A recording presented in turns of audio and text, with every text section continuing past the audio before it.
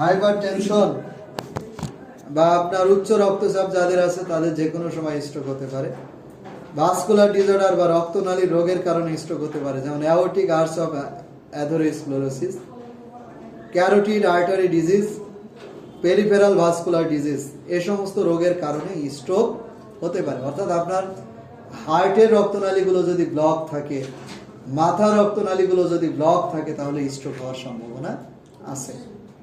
Cardiac disorder, হৃদরোগ থেকে stroke হতে পারে। হৃদরোগ, হার্টের অসুখ, যেমন heart failure, atrial fibrillation, myocardial infarction. Myocardial infarction হলো হার্ট অ্যাটাক, অর্থাৎ যাদের আগে থেকে হার্ট ফেইল আছে বা আগে থেকে হার্ট অ্যাটাক আছে, তাদের যে কোনো সময় স্ট্রোক হয়ে যেতে পারে, যে কোনো সময় স্ট্রোক হতে পারে। জীবনযাপন প্রণালী সংক্রান্ত, যাদের ধূমপান করে, যারা ধূমপান, তাদের যে কোনো সময় স্ট্রোক হতে পারে, যারা ধূমপান করে।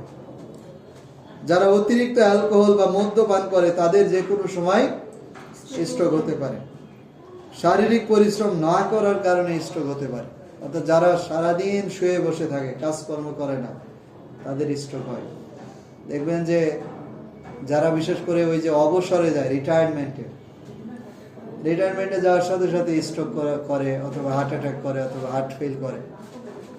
যতদিন চাকরি বাকরি করে, কাজকর্ম করে, কোনো অসুখ বিসুখ নাই। যখনই মানুষ অলস জীবনযাপন করবে, অলসতার মধ্যে যাবে, তখনই কিন্তু তার নানা রকমের অসুখ বিসুখ দেখা দেয়। বুঝতে পারছেন? স্যার, এখানে যে খাদ্যগুলো আছে, হ্যাঁ, বলা আছে এর ভিতরে আরো অন্য খাবার খাওয়াতে এরকম হতে পারে, যেরকম হাই প্রেসার বা এরকম ধরনের জীবনযাপন প্রণালীর মধ্যে যেমন আপনার অন্যান্যের মধ্যে আছে হাইপারলিপিডিমিয়া, অর্থাৎ রক্তে কোলেস্টেরলের মাত্রা বেশি থাকলে স্ট্রোক হতে পারে। যদি রক্তে কোলেস্টেরলের মাত্রা বেশি থাকে, মারাত্মক থাকে, তাহলে স্ট্রোক হতে পারে। এই হলো আপনার স্ট্রোকের ঝুঁকি। তাহলে এই ঝুঁকি যাদের ভিতরে আছে, তাদেরকে আপনারা সাবধান করতে পারবেন যে আপনার যে কোনো সময় স্ট্রোক হয়ে যেতে পারে, সাবধানে থাকেন। স্যার, হ্যাঁ, যাদের নাকি প্রেসার সবসময় লো থাকে, ওদেরও স্ট্রোক হতে পারে। ওদের কেন স্ট্রোক হবে? ব্রেন রক্ত পাবে না, ফলে ব্রেনে যে রক্তনালীগুলো আছে সেগুলো সব শুকিয়ে যাবে। হঠাৎ কোনো কারণে মনে করেন ব্রেন রক্তচাপটা বাড়ছে, তখন ওই রক্তনালীগুলো সব ছিঁড়ে যাবে। আচ্ছা, এরপরে আসি স্ট্রোকের লক্ষণ উপসর্গ। যেমন ব্লাড প্রেশার বেড়ে যাওয়া। কি বেড়ে যাওয়া? ব্লাড প্রেশার, রক্তচাপ বৃদ্ধি পাবে। স্ট্রেস বা মানসিক চাপ তৈরি হবে। মৃদু থেকে মধ্যম মাত্রার মাথা ব্যথা করবে, মাথা ঘোরাবে, নাউসিয়া ও ভমিটিং, বমি ভাব বা বমি হতে পারে। আর কি হতে পারে? আকস্মিকভাবে মুখমণ্ডল, বাহু কিংবা পায়ের দুর্বলতা ও অবসতা দেখা দিতে পারে।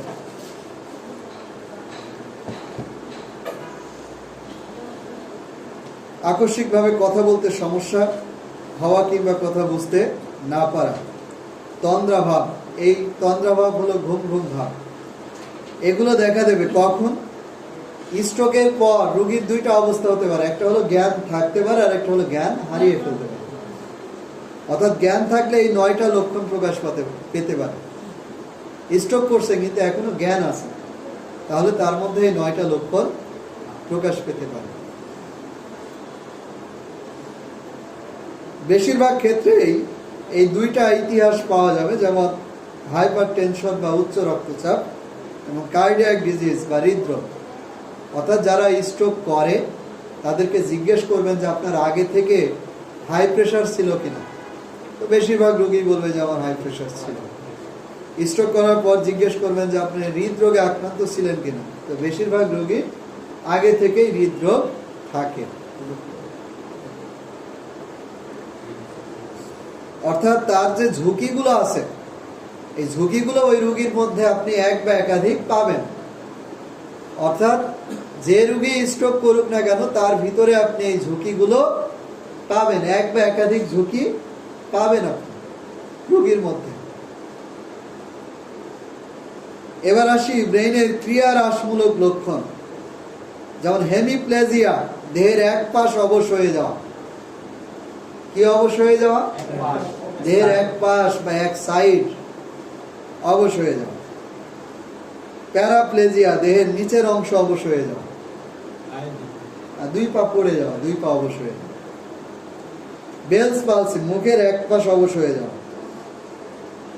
ভিজুয়াল ফিল্ড ডিফেক্ট, অ্যাফাসিয়া, কথা বলতে না পারে। ভিজুয়াল ফিল্ড ডিফেক্ট, বস্তু দেখতে সমস্যা হওয়া, অর্থাৎ চোখে কোনো কিছু দেখবে না, ঝাপসা দেখবে। মলমূত্র ত্যাগের নিয়ন্ত্রণ হারিয়ে ফেলা, রোগী পায়খানা প্রস্রাবের যে নিয়ন্ত্রণ সেটা আর থাকবে না রোগীর মধ্যে। তারপরে বলছে অ্যামনেশিয়া বা স্মৃতিশক্তি হারিয়ে ফেলা, স্মৃতিশক্তি। এই 7টা লক্ষণ প্রকাশ পেতে পারে কখন?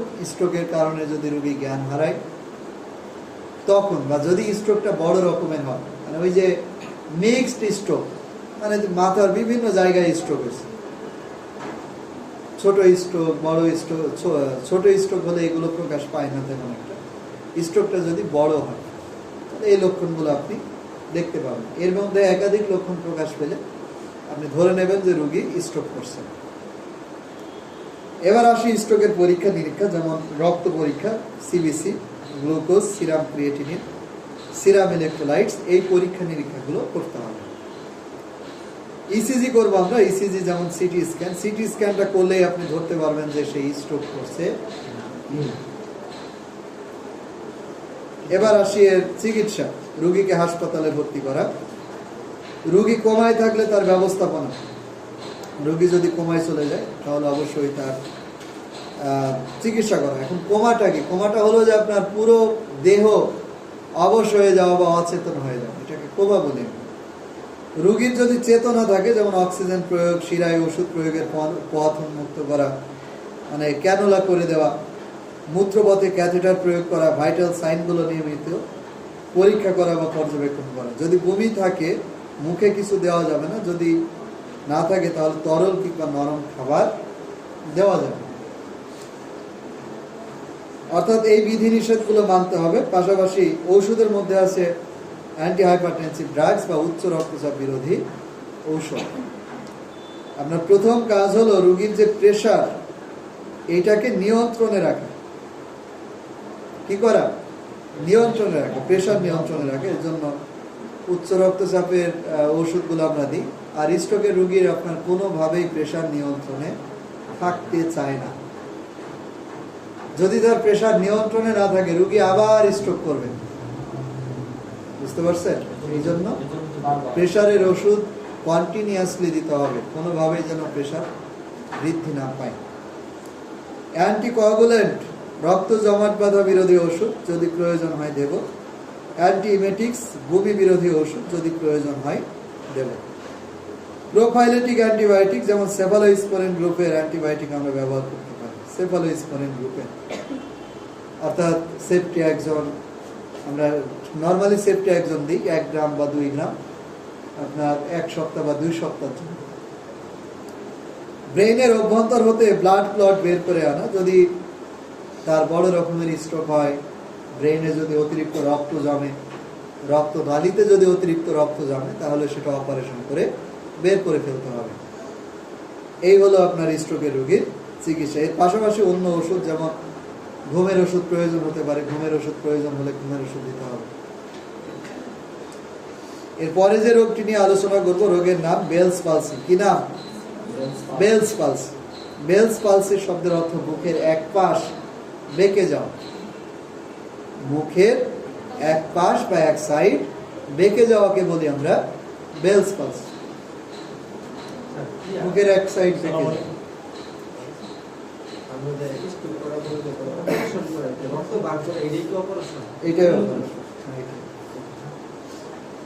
বেলস পালসিটা হলো মুখের যে নার্ভ আছে, যে নার্ভকে বলে আমরা ফেসিয়াল নার্ভ। এই ফেসিয়াল নার্ভের এক সাইড যদি আপনার অকেজ হয়ে যায়, ড্যামেজ হয়ে যায়, আমাদের চেহারার এই পাশে নার্ভ আছে, চেহারার এই পাশেও নার্ভ আছে, এই নার্ভগুলোর নাম হলো ফেসিয়াল নার্ভ, মানে চেহারার নার্ভ। এই নার্ভগুলোর ডিসএবিলিটি বা এই নার্ভের ইনফেকশনের কারণে বেলস পালসি হয়। সহজ করে যদি বলি যে বেলস পালসি হলে মুখের এক পাশ বেঁকে যাওয়া। বেঁকে যাবে। লক্ষণ উপসর্গ, বেলস পালসি কেন হয়? বেলস পালসি হয় স্ট্রোকের কারণে। আমরা তো দেখে আসলাম স্ট্রোক থেকে বেলস পালসি, ইনফেকশন থেকে বেলস পালসি হয়, ভাইরাস থেকে বেলস পালসি হয়, অতিরিক্ত ঠান্ডা থেকে বেলস পালসি হয়, ঠান্ডার কারণে, আঘাত বা ইনজুরির কারণে বেলস পালসি হয়। যদি মুখে বড় রকমের আঘাত বা ইনজুরি প্রাপ্ত হয় তাহলে আপনার বেলস পালসি দেখা দিতে পারে।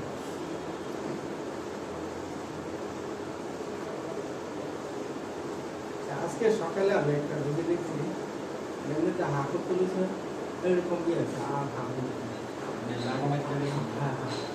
ভাইয়া কথা বলতে পারবে, হাঁটা কথা বুঝে যায়, হাঁটু রয়েছে পরে হাসপাতালে। এটা কি এটা হলো লক জ, এই সোয়াল লক হয়ে যায়, লক হয়ে যায়। এই রোগের নাম হলো লক জ, জ মানে সোয়াল, লক জ। এটা চাপ যেন তেন ভাবে চাপ দিলে আবার ভেঙে যাবে, এটা সিস্টেম আছে, চাপ দিয়েই বসায়, এটা দেখে বসায়। এটা কাদের হয়? যাদের আপনার ওই যে সুপরি মতো শক্ত কোনো কিছু দাঁত দিয়ে ভাঙতে যায়, শক্ত হাড় ভাঙতে গিয়ে, অথবা অনেক জোরে হঠাৎ অনেক হা করছে, অথবা এই যে চেয়ার মানে চোয়াল এদিক সেদিক করে না, ব্যায়াম আছে না, এটার জন্য নাড়ির দুর্বলতা থেকে। আচ্ছা, বেলস পালসি লক্ষণ উপসর্গের মধ্যে আকস্মিক আক্রমণ, অর্থাৎ এই মুখটা বেঁকে যাবে কখন? হঠাৎ। অনেকে দেখবে যে রাত্রে ভালো ছিল, সকালে উঠে আয়নার সামনে গেছে, দেখছে এক পাশ বাঁকা, অথবা কেউ বলছে তোমার চেহারা তো এক সাইড বেঁকে গেছে, মানে এটা সাডেন, হঠাৎ হবে। একটা তো বাঁকা আছে যে ফোনে সার্চ দিয়ে দেখেন, এটা বেলস পালসি। বেলস পাস কোনো খাইতে গেলে দেখা যায় সেই খাবারটা আটকে যায়, ভাই এক সাইডটা প্যারালাইসিস, ভাই তার ডান সাইড অথবা বাম সাইড প্যারালাইসিস।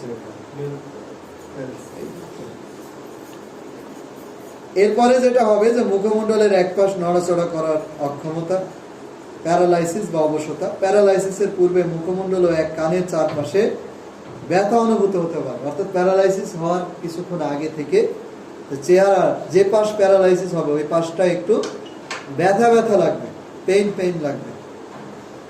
আক্রান্ত দিকের অনুভূতি হ্রাস পায়। তো প্যারালাইসিস হলে কি বোধ শক্তি থাকবে? থাকবে না, অনুভূতি কমে যাবে। রুগীর ওই পাশে আপনি স্পর্শ করবেন, চিমটি দেবেন, বুঝবেন, বলবে যে আমি বুঝতে পারিনি, অনুভূতি নাই আমার। আর কি হবে? আক্রান্ত দিকের অনুভূতি হ্রাস পাওয়া, মুখ প্যারালাইসিসের বিপরীত দিকে ঝুলে পড়া, অর্থাৎ যে পাশটা প্যারালাইসিস হবে ওই পাশটা নিচের দিকে ঝুলে পড়ে। যদি বাম পাশ প্যারালাইসিস হয়, দেখবেন যে বাম সাইডটা নিচে গেছে, ঠোঁট নিচে নেমে গেছে, চোখ নিচের দিকে নেমে আসছে, তারপরে এই গালের যে মাসেল বা পেশি এটা নিচের দিকে নেমে আসছে। তারপরে বলছে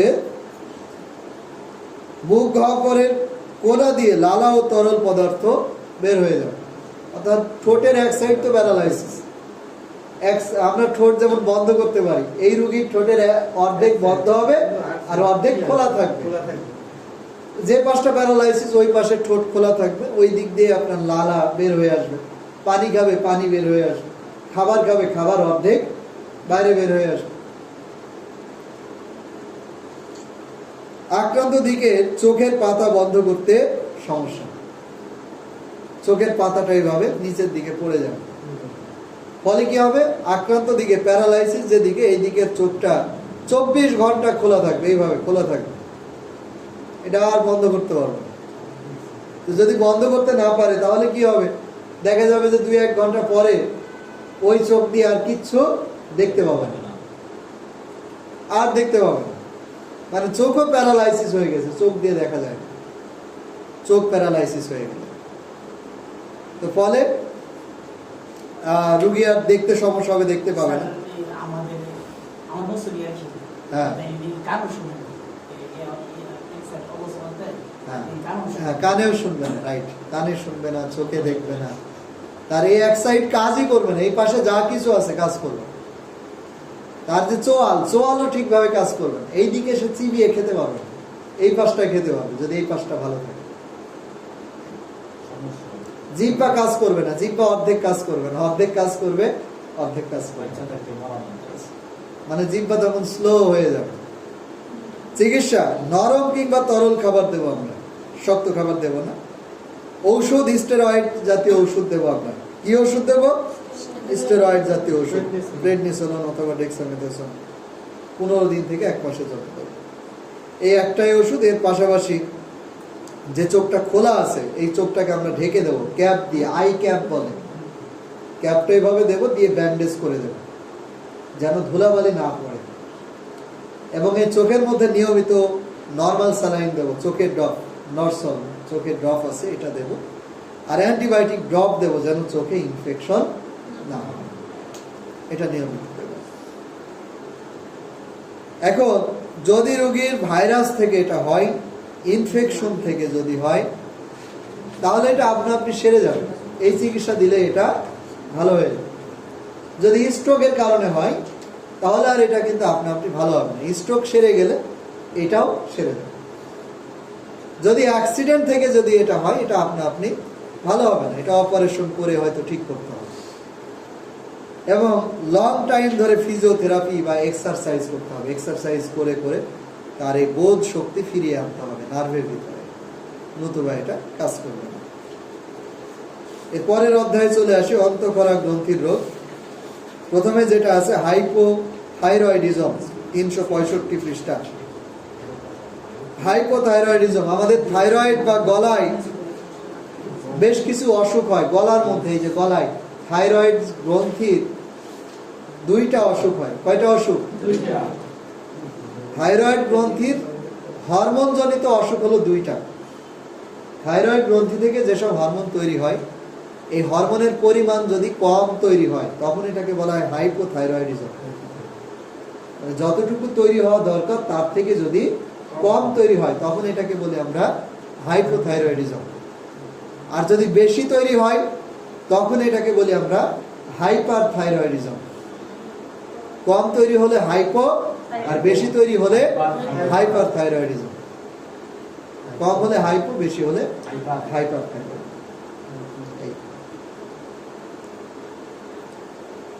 তো হাইপোথাইরয়েডিজম এর কারণগুলো দেওয়া আছে, যে কি কি কারণে আপনার থাইরয়েড গ্রন্থি হরমোনের উৎপাদন কমে যেতে পারে, হরমোন কম তৈরি হতে পারে। যেমন অটো ইমিউনো ডিসঅর্ডার, অর্থাৎ আপনার রোগ প্রতিরোধ ক্ষমতা কমে গেলে। কি কমে গেলে? রোগ প্রতিরোধ ক্ষমতা কমে গেলে থাইরয়েড থেকে কম পরিমাণে হরমোন তৈরি হতে পারে। দ্বিতীয়ত হলো চিকিৎসা জনিত কারণ। কি জনিত? চিকিৎসা জনিত কারণ, যেমন থাইরয়েডেক্টমি, অর্থাৎ থাইরয়েডটা যদি কেটে ফেলা হয়।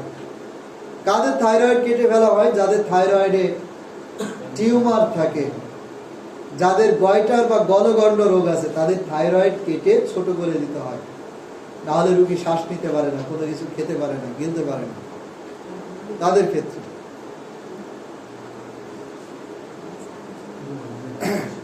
আর কি কারণে? যাদের কার্বিমাজল বা লিথিয়াম জাতীয় ওষুধ খায়, যাদের হাইপার থাইরয়েডিজমের ওষুধ খায়, মানে যারা থাইরয়েডের হরমোন অনেক বেড়ে গেছে, হরমোন কমানোর ওষুধ যারা খায় তাদের হাইপোথাইরয়েডিজম হতে পারে। ডায়াবেটিসের মতো, যেমন ডায়াবেটিসের ওষুধ খাওয়ার কারণে অনেক সময় ডায়াবেটিস অনেক কমে যায় না? এই থাইরয়েডের যাদের অনেক বেশি আছে, হাইপার আছে, হাইপারের ওষুধ খেতে খেতে একটা সময় দেখা যায় যে তার কি হয়ে গেছে? হাইপো হয়ে গেছে, কমে গেছে। তারপরে যেটা বলছে যে transient thyroiditis, sub acute thyroiditis, postpartum haemorrhage thyroiditis, যাদের থাইরয়েডে প্রদাহ আছে, থাইরয়েডে ইনফেকশন আছে, তাদের এই রোগ হতে পারে। আয়োডিনের অভাবে এই রোগটা হতে পারে, জন্মগত কারণে এটা হতে পারে। টিএসএইচ হরমোনের অভাবে, এই টিএসএইচ হরমোনটা তৈরি হয় মগজ থেকে, এই হরমোনটা কম পরিমাণে তৈরি হলে হাইপোথাইরয়েডিজম দেখা দিতে পারে। অন্যান্য রোগের মধ্যে আছে অ্যামাইলয়েডোসিস এবং সার্কোইডোসিস। এগুলো মূলত সর্বদৈহিক রোগ। এই রোগগুলোর কারণেও হাইপোথাইরয়েডিজম দেখা দিতে পারে। হাইপোথাইরয়েডিজমের লক্ষণ উপসর্গগুলো আমরা এবার দেখি। যেমন ক্লান্তি অনুভূতি, রোগী ক্লান্তি অনুভব করে। কি অনুভব করে? ক্লান্তি বা দুর্বলতা অনুভব করে। শরীর ব্যথা ও দেহের সন্ধিতে ব্যথা, অর্থাৎ রোগীর জয়েন্টে জয়েন্টে ব্যথা করে এবং শরীর ব্যথা করে। ওজন বৃদ্ধি পায়। কি বৃদ্ধি পায়? ওজন বৃদ্ধি পায়, ওজন বেড়ে যায়। ক্ষুধামন্দা বা খাবারে অরুচি থাকে। ঠান্ডার প্রতি কাতরতা, অর্থাৎ অল্পতেই ঠান্ডা লাগে। কি লাগে? অল্পতেই ঠান্ডা লাগে। দুর্বল স্মৃতিশক্তি, অর্থাৎ স্মৃতিশক্তি কমে যায়। মানসিক সমস্যা যেমন ডিপ্রেশন বা অল্পতেই দুশ্চিন্তাগ্রস্ত হয়ে পড়ে। সাইকোসিস, মানসিক সমস্যা দেখা দিতে পারে, যেমন সন্দেহ প্রবণতা, আত্মহত্যা প্রবণতা, এগুলো দেখা দিতে পারে। কনস্টিপেশন বা কোষ্ঠকাঠিন্য দেখা দিতে পারে। মহিলাদের ক্ষেত্রে ম্যানোরেজিয়া কিংবা অলিগোম্যানোরিয়া দেখা দিতে পারে। মহিলাদের ক্ষেত্রে যে ম্যানোরেজিয়া বা মাসিকে অতিরিক্ত রক্তক্ষরণ হতে পারে। আরেকটা হলো অলিগোম্যানোরিয়া, অর্থাৎ দেরিতে দেরিতে মাসিক হতে পারে, অনেক দেরিতে 2 মাস 3 মাস পর পর মাসিক হতে পারে। যৌন আকাঙ্ক্ষা কমে যেতে পারে মেয়েদের, এবং ছেলেদেরও যৌন আকাঙ্ক্ষা কমে যায়। মাথা যেমন শুষ্ক পাতলা চুল উঠে যায় বা চুলগুলো অনেক শুষ্ক হয়ে যায়। চোখ আইব্রো ঝরে পড়ে এবং চোখ ফোলা ফোলা ভাব থাকে। গলা গয়টার থাকতে পারে বা গলগণ্ড রোগ দেখা দিতে পারে। কার্ডিওভাস্কুলার যেমন হাইপারটেনশন বা উচ্চ রক্তচাপ দেখা দিতে পারে। ব্র্যাডিকার্ডিয়া দেখা দিতে পারে। ব্র্যাডিকার্ডিয়া হলো হার্টবিট কমে যাওয়া। হাত ও পা যেমন প্রান্ত দিক শীতল দেখা দিতে পারে, হাত ও পা ঠান্ডা হয়ে যেতে পারে। ইডিমা দেখা দিতে পারে। ইডিমা হলো শরীরে পানি জমা। কি জমা? পানি জমা। ত্বক শুষ্ক, ত্বক শুকনো হয়ে যেতে পারে বা শুষ্ক হয়ে যেতে পারে। হ্যামাটোলজি অর্থাৎ তার রক্ত শূন্যতা দেখা দিতে পারে, রক্তের রোগ দেখা দিতে পারে। এই লক্ষণগুলো যদি একাধিক প্রকাশ পায় তাহলে বুঝবেন যে ওই রোগী হাইপোথাইরয়েডিজমে আক্রান্ত। তার থাইরয়েড থেকে হরমোন বেশি তৈরি হচ্ছে না কম তৈরি হচ্ছে? কম তৈরি হচ্ছে। এবার আসি এর পরীক্ষা নিরীক্ষা। যেমন রক্ত পরীক্ষা করব, T3, T4, TSH, এই তিনটাই হলো এই রোগ শনাক্তের পরীক্ষা। এই তিনটা হরমোন এটা রক্তের মাধ্যমে শনাক্ত করা হয়। এই তিনটা পরীক্ষা করলে আপনারা বুঝতে পারবেন যে তার হাইপোথাইরয়েডিজম না হাইপারথাইরয়েডিজম। ইউরিন চেক করবো আমরা, যে ইউরিনে কোনো সমস্যা আছে কিনা। আলট্রাসোনোগ্রাফি করবো আমরা, যেমন থাইরয়েডের আলট্রাসোনোগ্রাফ করে জানার চেষ্টা করব যে থাইরয়েডে টিউমার বা গয়টারের মতো কোনো রোগ আছে কিনা। ইসিজি করবো হার্টের। এবার আসি এর চিকিৎসা। রোগীকে ও তারা ঘনিষ্ঠজনকে এই রোগ সম্পর্কে বোঝানো। কারণ আপনি এই থাইরয়েডের পরীক্ষাগুলো না করা অবধি এই রোগ শনাক্ত করতে পারবেন না। মানে T3, T4 এবং TSH যতক্ষণ না পরীক্ষা করবেন ততক্ষণ এই রোগটা ধরা পড়ে না।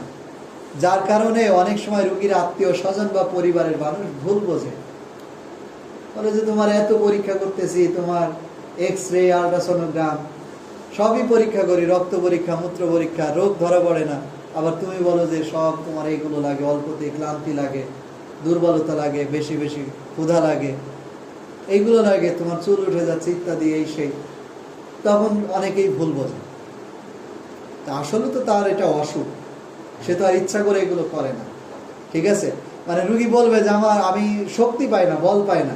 আবার যখন খাবার খাবে 3 প্লেট খাবার একবারে খাবে, সবার থেকে বেশি খাবার খাবে, তো মানুষ কি সন্দেহ করবে না যে তুমি খাচ্ছ বেশি, আবার কাজ করার সময় বলছো যে আমি শক্তি পাই না? ঠিক আছে, তো ভুল বুঝবে না মানুষ? ভুল বুঝবে যে হয়তো তুমি অ্যাক্টিং করতেছো, অভিনয় করতেছো।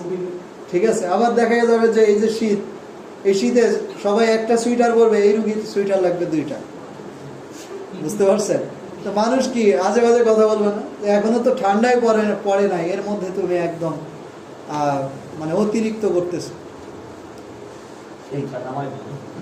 তো এই জন্য মানে অনেকেই ভুল বোঝে। এই জন্য বলছে যে রুগী এবং রুগীর আত্মীয় স্বজনকেও বোঝানো যে এটা আসলে এক ধরনের অসুখ, এক ধরনের রোগ। লক্ষণ ভিত্তিক সাধারণ ব্যবস্থাপনা, যেমন আঁশযুক্ত খাবার খাওয়া যাতে কনস্টিপেশন নিয়ন্ত্রণে থাকে। কি করা? আঁশযুক্ত খাবার খাওয়া, যেন কোষ্ঠকাঠিন্যটা নিয়ন্ত্রণে থাকে। নিয়মিত হালকা ব্যায়াম করা, কি করা? নিয়মিত হালকা ব্যায়াম করা বা এক্সারসাইজ করা। ঔষধের মধ্যে আছে সুনির্দিষ্ট, যেমন থাইরক্সিন রিপ্লেসমেন্ট থেরাপি। যেহেতু এই রোগীর হরমোনের পরিমাণ কম, তাহলে ওষুধ দিয়ে হরমোনের পরিমাণটা কি করতে হবে? বাড়াতে হবে। এই ওষুধের নাম হলো থাইরক্সিন ওষুধ। এই ওষুধ ডায়াবেটিসের ওষুধের মতো নিয়মিত খাওয়া লাগে এবং 2-3 মাস পরে তার আবার ওই T3, T4, TSH পরীক্ষা করে দেখতে হয় যে তার আসলে থাইরয়েড হরমোনের ঘাটতি পূরণ হয়েছে কিনা। যদি পূরণ হয় তাহলে ওষুধ বন্ধ করতে হবে বা ওষুধের ডোজ কমিয়ে দিতে হবে। এই একটাই ওষুধ এই রোগের জন্য, আর কোনো ওষুধ নাই। প্রয়োজনের ভিত্তিতে কিছু লক্ষণ ভিত্তিক ওষুধ দেওয়া যেতে পারে। যদি দেখি যে তার প্রেশার বেশি, তাহলে উচ্চ রক্তচাপের জন্য অ্যান্টি হাইপারটেনসিভ ড্রাগস ব্যবহার করব। যদি দেখি কোষ্ঠকাঠিন্য, তাহলে ল্যাক্সেটিভ ইউজ করব। যদি দেখি ব্যথা আছে, অ্যানালজেসিক ইউজ করব। মানসিক সমস্যার জন্য অ্যান্টিসাইকোটিক্স ড্রাগস ব্যবহার করব এবং শারীরিক দুর্বলতার জন্য মাল্টিভিটামিন ব্যবহার করব। এটা হলো এই রোগের চিকিৎসা, কিন্তু মূল ওষুধ হলো থাইরক্সিন। বোঝা গেছে? এই ছিল আমাদের আজকের আলোচনা। আগামী ক্লাসে আমরা হাইপার থাইরয়েডিজম এবং এই অধ্যায়টা কমপ্লিট করব আগামী ক্লাসে। আমরা থাইরক্সিন যে ফিট দেই, এবং এটা কি স্যার তার মানে থাইরক্স কম থাকলে বডিতে? হ্যাঁ হ্যাঁ, রাইট। থাইরক্স ট্যাবলেটটা দেওয়া হয়, মানে যাদের কম আছে তাদের, আর যাদের বেশি আছে তাদের এটা দেওয়া যাবে না। তাদের দিতে হবে কার্বিমাজল, হ্যাঁ, বা লিথিয়াম ওষুধ দিয়ে আমরা, বা কার্বিমাজল।